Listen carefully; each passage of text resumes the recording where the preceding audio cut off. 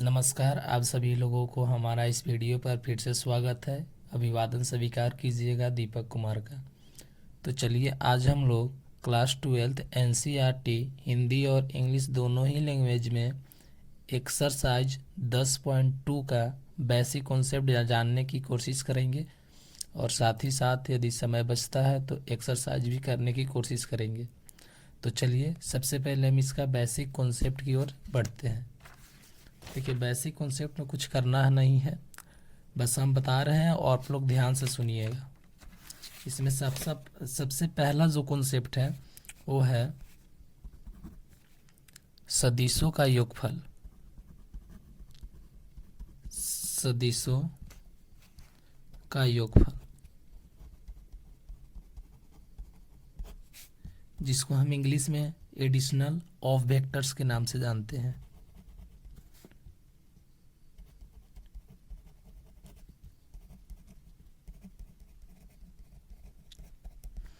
देखिए, सदिशों का योगफल में क्या होता है। जैसे मान लीजिए आपके पास एक सदिश रहा 3i प्लस 2j और प्लस 0k। दूसरा वेक्टर मान लीजिए आपके पास है 4i plus 3k plus 4j।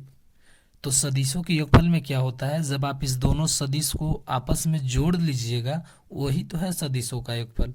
मतलब कहने का मतलब ये है कि जब आपके पास दो सदिश दिया हो और उनका योगफल करना हो तो आप कैसे कीजिएगा। तो देखिए हम बताते हैं।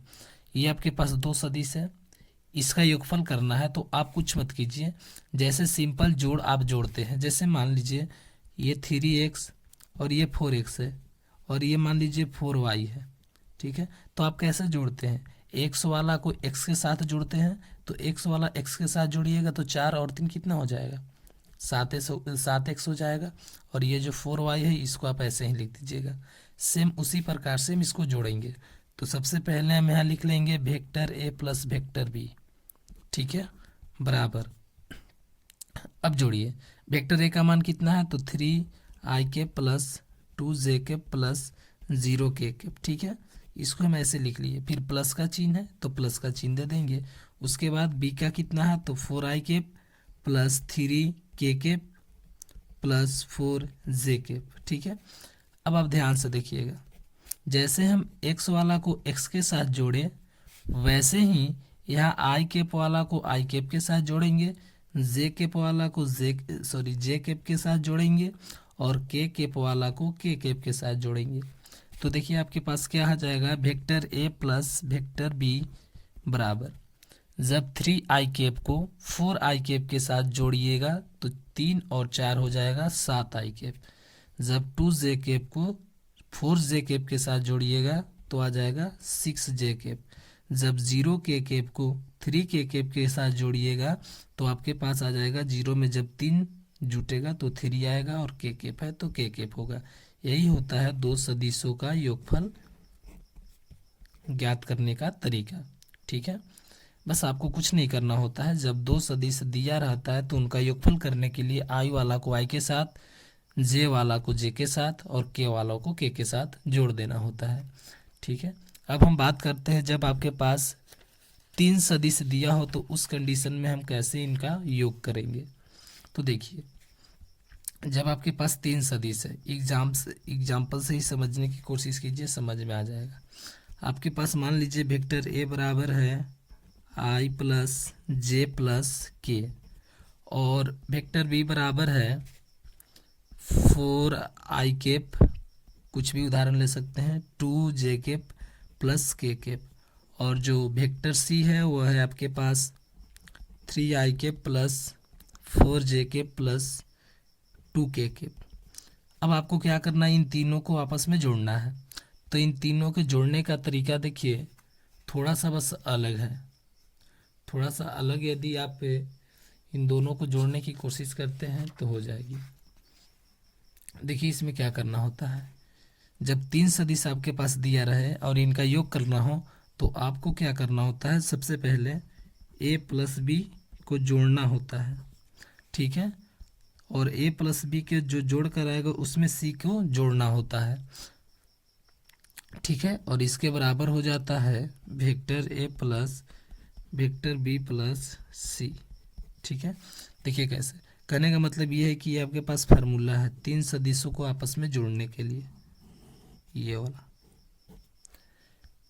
जैसे देखिए यहाँ vector A vector B vector C है, तो जब इन तीनों सदिशों को आपस में जोड़ना है तो सबसे पहले क्या करेंगे, ए प्लस बी करेंगे, यानी vector A plus vector B पहले करेंगे। तो vector A plus vector B कैसे करेंगे, तो ए वाला जो सदिश है उसको बी वाला के साथ जोड़ेंगे, और आई वाला को आई के साथ ही, और जे वाला को जे के साथ ही, और के वाला को के साथ ही। तो हम आई वाला को आई के साथ जोड़ेंगे तो यहाँ कुछ नहीं, तो यानी एक आई है। जब एक आई चार आई से चार आई के साथ गुना करेगा, सॉरी जुटेगा, तो क्या हो जाएगा 5 आई केप। और ये जो है 1 जे केप ये 2 जे केप के साथ ऐड होगा तो कितना हो जाएगा 3 जे केप। ठीक है, और ये जो है 1 के केप जब ई के केप के साथ ऐड होगा तो हो जाएगा 2 के केप।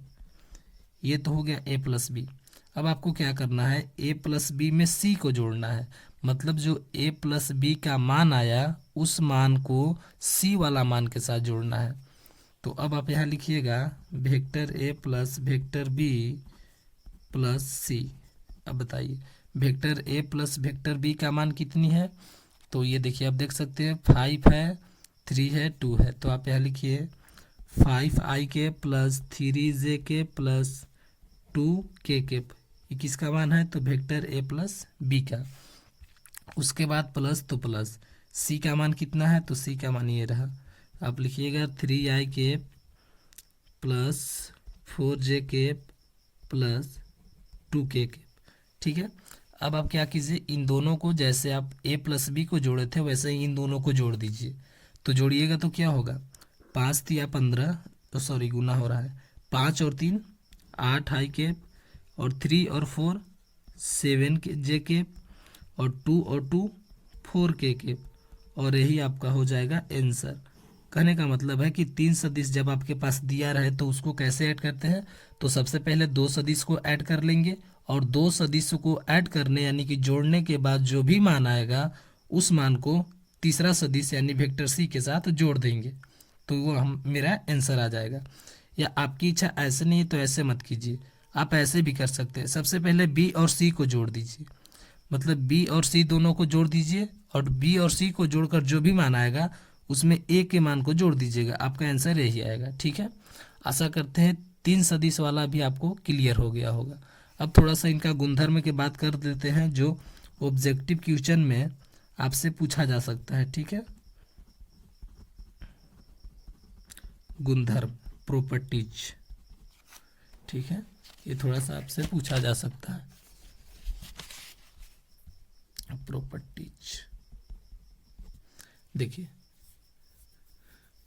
गुणधर्म मात्र दो ही हैं।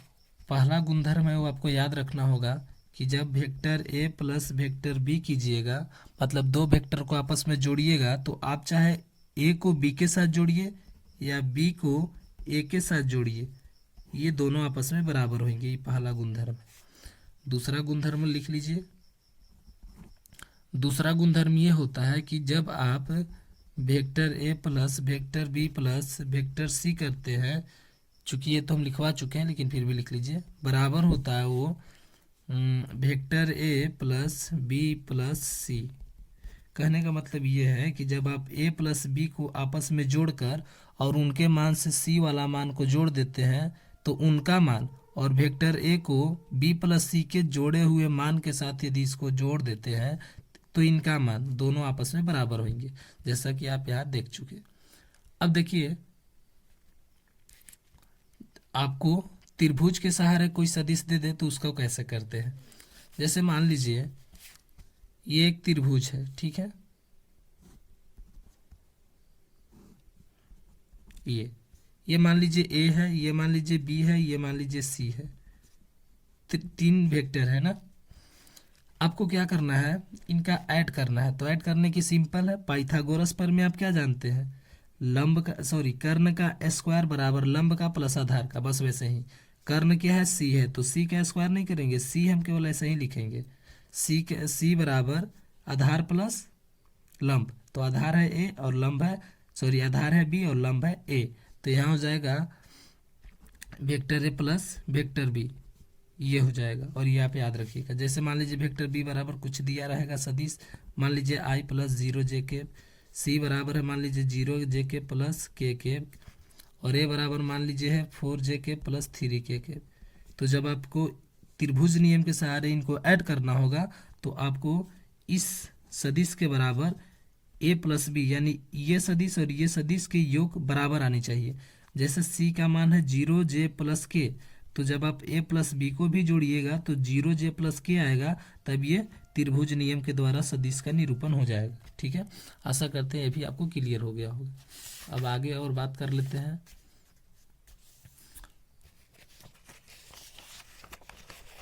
अब आप थोड़ा सा एक और टॉपिक है उसको भी आप ध्यान दीजिएगा, एक सदिश से सदिश का गुणन।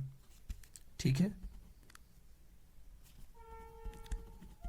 एक अदिश है, एक अदिश से सदिश का गुणन।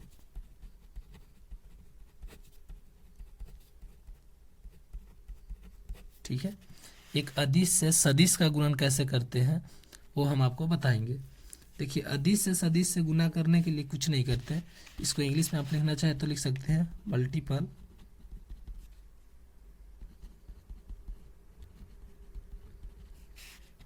Of A vector by a scalar, of A vector by a scalar. चलिए देखिए, एक अदिश से सदिश का गुणन करने के लिए आपको कुछ माथामारी नहीं करना, आपको ओनली फोर एक फार्मूला याद रखना है कि ए कैप के बराबर होता है 1/a का परिमाण और वेक्टर ए। अब यदि आप पहला इसका लेक्चर नहीं देखे होंगे तो आपको ऊपर ऊपर से जाएगा, आपको पता नहीं है कि ए का परिमाण कैसे निकालते हैं। तो देखिए, हम यहाँ भी एग्जाम्पल से क्लियर कर देते हैं। जैसे आपके पास दिया रहेगा और ये जो यहाँ ए है ना, इसको आप लिख लीजिएगा यहाँ मात्रक सदिश है, मात्रक सदिश, ये मात्रक सदिश है, और इधर वाला ये जो है आपके पास ये अदिश है। तो आपका टॉपिक था एक अदिश से सदिश का गुणन, तो मतलब ये है कि एक यहाँ सदिश है और एक यहाँ अदिश है, तो इन दोनों को आपस में गुना करने पर आपको ये संबंध प्राप्त होगा। ठीक है, ए का मात्रक सदिश बराबर 1/a का मापांक इंटू वेक्टर है। अब इसको देखिए कैसे, इस फार्मूला पर कैसे हम अप्लाई करते हैं। जैसे मान लीजिए आपके पास दिया रहेगा वेक्टर ए बराबर 3i के प्लस 2j के प्लस 3k के, आपसे बोलेगा कि इसका मात्रक सदिश ज्ञात कीजिए। ठीक है, मात्रक सदिश जिसको हम इंग्लिश में यूनिट वेक्टर के नाम से जानते हैं, ये आपसे पूछेगा। तो आपको देखिए कुछ नहीं करना, आपके पास ये जो वेक्टर ए का मान दिया है, सबसे पहले आप इसका परिमाण निकाल लीजिए। तो परिमाण निकालने के लिए कुछ नहीं करते, इस प्रकार से लिखते हैं बराबर अंडर रूट में क्या करते हैं, जो भी है, जैसे आई कैप का गुणांक 3 है, जे कैप का गुणांक 2 है, के कैप का गुणांक 3 है, तो हम क्या करते हैं, ये जो तीनों है इनका स्क्वायर कर देते हैं। जैसे यहाँ 3 है तो 3 का स्क्वायर 9, यहाँ 2 है तो 2 के स्क्वायर 4, यहाँ 3 है तो 3 का स्क्वायर 9। अब क्या करते हैं, इन तीनों को जोड़ देते हैं, तो 9 9 18 4 22, यानी अंडर रूट 22 हो गया, और यही इसका क्या आ गया, मापांक आ गया, यानी परिमाण आ गया। अब आराम से इसका मात्रक सदिश आप निकाल ले, मात्रक सदिश ए पर कैप बराबर होता है 1/a का मात्रक, तो ए का मात्रक आपके पास आया अंडर रूट 22, तो यहाँ अंडर रूट 22 हो जाएगी, और यहाँ फिर क्या है, वेक्टर ए है, तो वेक्टर ए की जगह आप लिख दीजिए वेक्टर ए का जो मान है 3i cap plus 2j cap और प्लस 3k केप, और यही आपका आंसर हो जाएगा। ठीक है, आशा करते हैं ये भी आपको क्लियर हो गया होगा। अब हम बात करते हैं एक सदिश के घटक, पॉइंट नंबर जो 3 है उसके बारे में हम बात कर लेते हैं। एक सदिश का घटक, जिसको इंग्लिश में हम कंपोनेंट्स ऑफ ए वेक्टर के नाम से जानते हैं।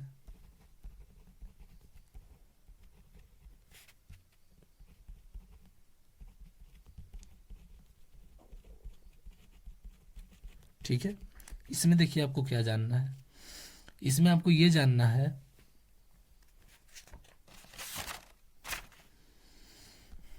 बस 2-3 प्रॉपर्टी है, बस उसी को आपको जानना है, बाकी हम आपको बता दिए।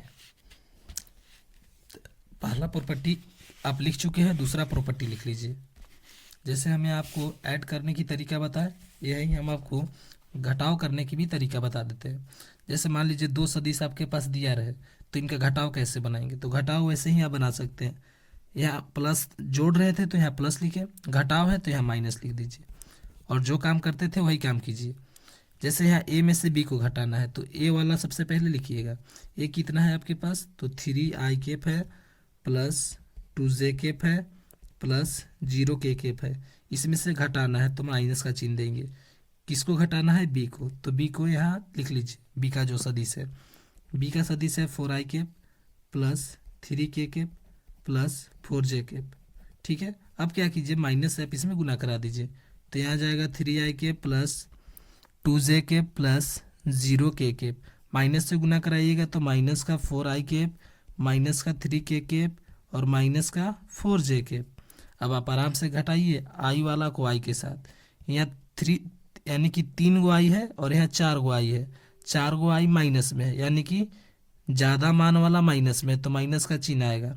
अब यहाँ देखिए प्लस है, तो प्लस माइनस माइनस होता है, यानी 4 में से 3 जाएगा तो क्या बचेगा? 1i बचेगा, तो आप यहाँ 1i लिख दीजिए। अब यहाँ 2j है, यहाँ 3k है, बात वही है, ज़्यादा वाला में माइनस है। तो जब आप 3k कैप में से 2 कैप को घटाइएगा तो माइनस का 1 मिनट j कैप यहाँ है, यानी कि 2 में से 4 को घटाना है, तो घटाइएगा तो माइनस का 2j कैप बचेगा। अब यहाँ 0 है और यहाँ -3 है, तो 0 में से -3 जाएगा, माइनस में 3 आएगा, और k कैप है तो k कैप। ये हो गया आपके पास vector a minus vector b का घटाव। मतलब जब आपके पास दो सदिश दिया रहे, उनको आपको घटाना रहे, तो कैसे घटाएंगे? यही है एक सदिश का घटक, जो आपका ये टॉपिक था, एक सदिश का घटक, उसका ये रहा। मतलब ये है कि दो सदिश को हम आपस में कैसे घटाएंगे, घटक का मतलब घटाओ, तो ये रहा। बस आप जैसे जोड़ते हैं वैसे ही सिंपल है, जहाँ जोड़ करते हैं वहाँ घटाव कर दीजिए, आपका आंसर आ जाएगा। ठीक है, और आप कुछ इसका मोस्ट कॉन्सेप्ट जो प्रॉपर्टीज है उनको लिख लीजिएगा तो अच्छा रहेगा। जैसे देखिए,